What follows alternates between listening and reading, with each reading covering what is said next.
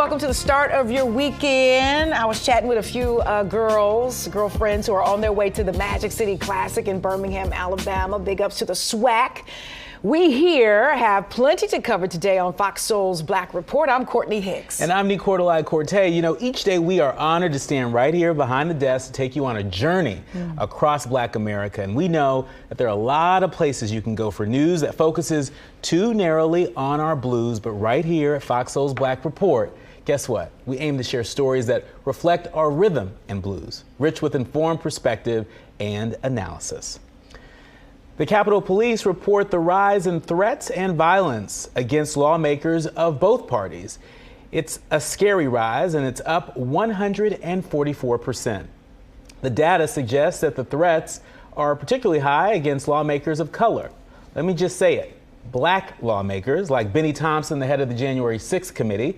He's a black man from Mississippi, in case you didn't know, and the New York Times is reporting that black lawmakers are spending anywhere from $200,000 to $900,000 in security. And after the break-in in the wake of Speaker Pelosi's home being broken into and her husband being violently attacked, security is top of mind for CBC members. Let's face it, if crazies can get into the number 2 most powerful person in the country's home, they can possibly get into the homes of our CBC members as well. And so we know what happened to many of our soulmates during the pandemic. In other news, we know that many died because they believed a lot of silly miscommunication and lies. The CDC is worried about the flu season, and they believe there will be a triple threat: COVID, the flu, and RSV, which is a respiratory virus. Before the COVID outbreak, the flu was one of the deadliest seasonal killers. Black people, don't ignore this potential threat. Don't you do it. Don't ignore this threat to the health and wellness of our community. If you don't trust the government, do your research and trust your doctor. But please know that today the CDC reported that the first child has died this flu season. So consider getting your flu shot today. And to Oklahoma now, where the re-exhuming of human remains continues in Tulsa. Scientists plan to dig up 19 sets of remains for more DNA tests in an effort to identify people killed in the 1921 Tulsa race riots. Now, although it could take years, the hope is to develop a genealogy profile to identify those remains. The Tulsa massacre led to 1,000 homes being burned, hundreds of deaths, and looting of businesses in what was known as the Black Wall Street.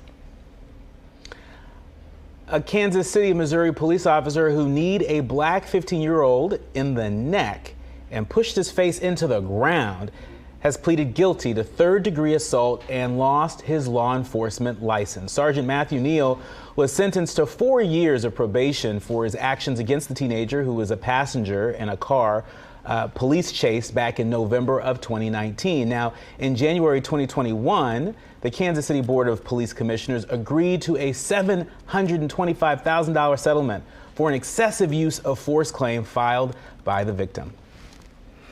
And a sheriff's deputy in Utah uses a lasso to catch a black homeless person suspected of shoplifting. You heard me, a lasso. Now, a black resident who saw this says it reminded them of the days when fugitive slaves were escaping and captured with ropes. A fellow deputy warned that particular officer who used that lasso that it looked, quote, really bad. The deputy's response, quote, "It's better than a taser." Oh, my goodness gracious.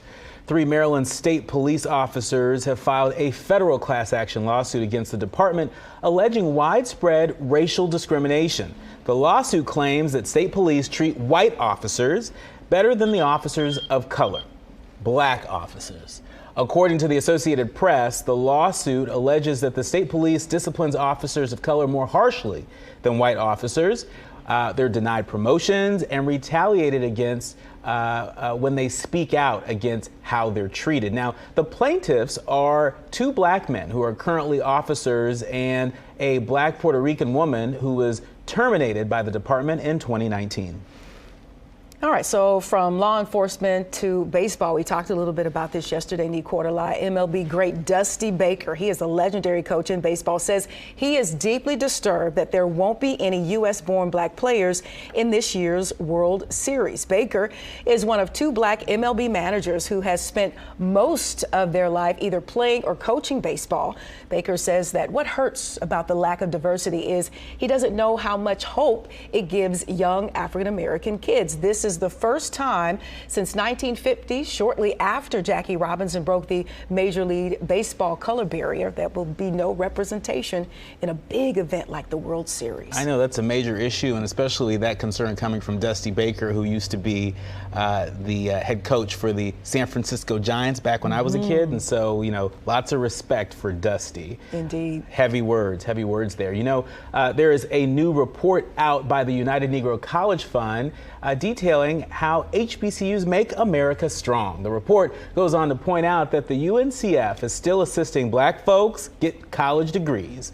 The organization has been helping our soulmates since 1944, and today there are more than 101 accredited HBCUs, both public and private colleges, concentrated in 19 states, nearly 300,000 strong, and might I add, 80% are black and 70% are from low-income families. And a decision in a lingering Confederate statue case out of Virginia. There's a judge who is siding with Richmond officials in a lawsuit over who gets to decide where a final Confederate monument and the remains of a rebel general interred under it should go. The statue of A.P. Hill, a Confederate general in the American Civil War, is one of the many Confederate statues that had been removed. Descendants of Hill didn't object to the statue being moved, but wanted ownership transferred to them. A judge ruled against the family, saying city officials, not the descendants, get to decide where the statue goes next. The city plans to give the museum and cultural give it to the Museum and Cultural Center of Virginia. Now we are delighted to welcome Mark Morial, president of the National Urban League and former president of the United States Conference of Mayors. That's way back when he served as the youngest elected mayor of New Orleans. Welcome to FOXSOUL's Black Report, Mr. Morial. Thank you for having me, and congratulations on the show. Thank you, sir. Thank you, sir. You know, earlier this month, the New York Times reported on how lawmakers confront a rise in threats and intimidation. We learned that Representative Cori Bush, a Democrat of Missouri, who has spoken out about the death threats that she's received as a black woman on Capitol Hill, she has had to face this. We know Senator Raphael Warnock, a Democrat of Georgia, who's one of 3 black men in the Senate and the highest spender in Congress. He had to dole out $900,000 for protection since being sworn in 2021. I want to ask you, as a high-profile civil rights leader and former elected official, if the speaker's husband ain't safe, do you fear for the safety of members of the Congressional Black Caucus and their spouses? Look, it is unacceptable and should be absolutely condemned if any member of Congress faces threats, and every high-profile elected official has to have personal security with them at all times. Is that where we are going? And members of the Congressional Black Caucus have always, because they represent the conscience of the Congress, they've always, I think, drawn the enmity of haters and white supremacists and others. As a boy growing up in New Orleans, my father was the NAACP branch president in the 1960s and routinely received telephonic death threats that were called into our home. It is nothing new, but that doesn't make it any more acceptable or tolerable or sanctionable. We have got to condemn it, and I think our elected officials deserve safety, as all citizens deserve safety, but for them to be targeted is disturbing. What happened to Nancy Pelosi's husband is shocking. An intruder who goes into their home, obviously based on the media reports, someone with a history of embracing conspiracy theorists. This is why this coarse conversation in this country, the Trumpism mentality, has done great damage to the body politic. The notion that violence and threats are acceptable political tactics is something we must take a strong stand against. Speaking of concerns around Trumpism, I know in the spring, in a letter to the Twitter board of directors, you expressed civil rights concerns about the Elon Musk Twitter sale. In fact, you said, quote, "Without key protections and safeguards, much of the concerning activities that we see on Twitter, including white supremacist propaganda, racial and religious hatred, voter suppression through election disinformation, algorithmic bias and discrimination, and the hardening of our national discourse are likely to proliferate under Musk's ownership." Mr. Morial, do you stand by what you said then? And if so, what will the National Urban League do now that the purchase is complete and Elon now runs one of the biggest media platforms in the world? We stand by our statements, and let me say that we challenge Mr. Musk as he takes over Twitter, to not reverse the content standards. I've heard today he's already, and this is allowed Kanye West back on the site. Kanye West, who says slavery is a choice. Kanye West, who's engaged in anti-Semitic statements. Who will be next? So I'm going to challenge Elon Musk, and we're asking everyone to challenge him to maintain the content standards, to strengthen the content standards, which took hate off the site, which took those that promoted violence off the Twitter site, which took people like Donald Trump off the Twitter site. So we will assertively continue to challenge him publicly and encourage others to maintain those content standards.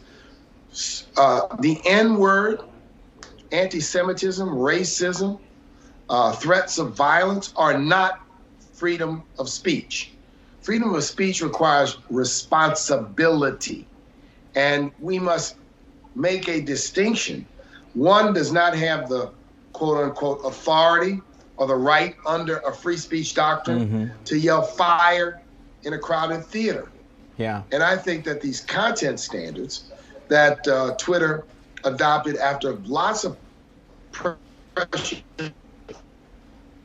from the civil rights community,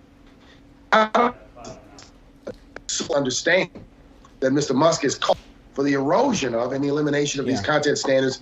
It's not acceptable. Mr. Morial, before we go, I've got to ask you this last question. Just yesterday, you were with Melanie Campbell, CEO of the National Coalition for Black Civic Participation. You were in Philadelphia on the Unity to the Ballot tour.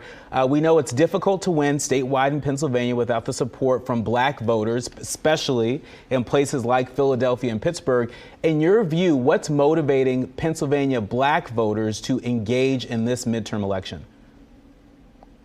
There are a number of things, and it was a great event. Melanie Campbell, a number of women comedians, had a packed house at the Laborers Training Center on North Broad in Philadelphia last evening. I was proud to be there and to join with them for a serious conversation and some real good laughs. What's motivating voters is, number one, the importance of democracy. Number two, the fact that in 2020, when black voters voted, it made a difference in the outcome of the election. And number two, the concern about the erosion in democracy and the attacks on voting and voter dilution and gerrymandering and suppression and January 6th. They are motivating African-American voters. And finally, the idea that only by voting can we have elected officials who will, one, raise the minimum wage. Number two, make the child tax credit permanent. Number three, ensure that these infrastructure dollars don't bypass urban and black communities. There are many reasons why I believe the electorate in Pennsylvania, Georgia, North Carolina, and across the nation are energized to vote in this election, and all of us are going to continue to push all the way through November the 8th. Many thanks to Mark Morial, president of the National Urban League. We want to thank you for joining us here on Fox Soul's Black Report. Come back anytime. Thank you. Thank you, sir.